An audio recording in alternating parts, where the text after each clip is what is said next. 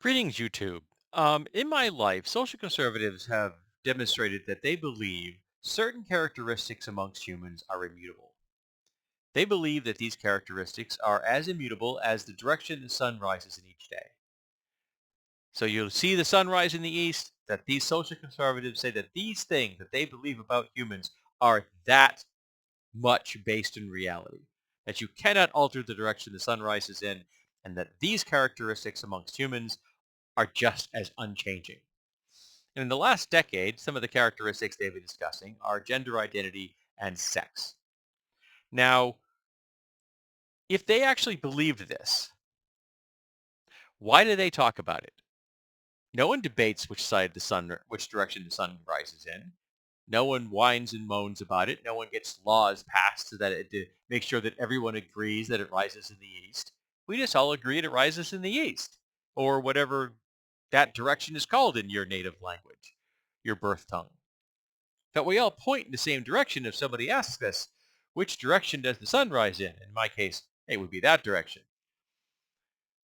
But that isn't what happens, now is it?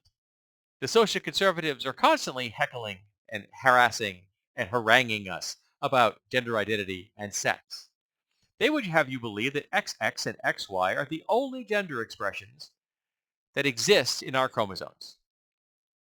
And that's just wrong. There's like 30 something different chromosomal combinations that you could have that cover the entire spectrum of intersex humans.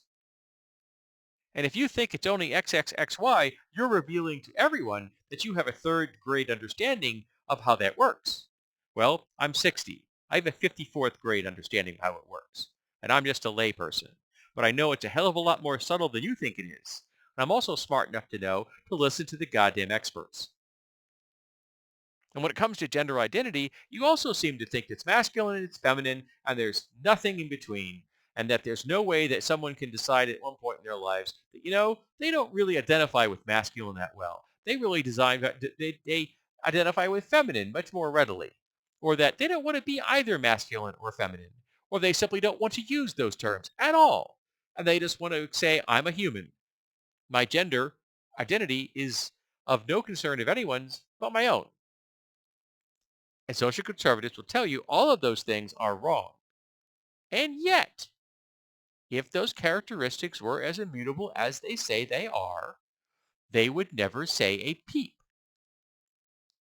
So which is it, social conservatives? Are these characteristics as immutable as you say, and thus we never have to hear you say another goddamn word again for the rest of history? Or are things a lot more subtle than you think they are, or are willing to admit? And you're terrified if people call into question sex and gender identity, they're going to start calling into all kinds of other things into question, like, the patriarchy and white supremacy and whether or not they should believe in a god. So tell me, social conservatives, are they immutable or are they not?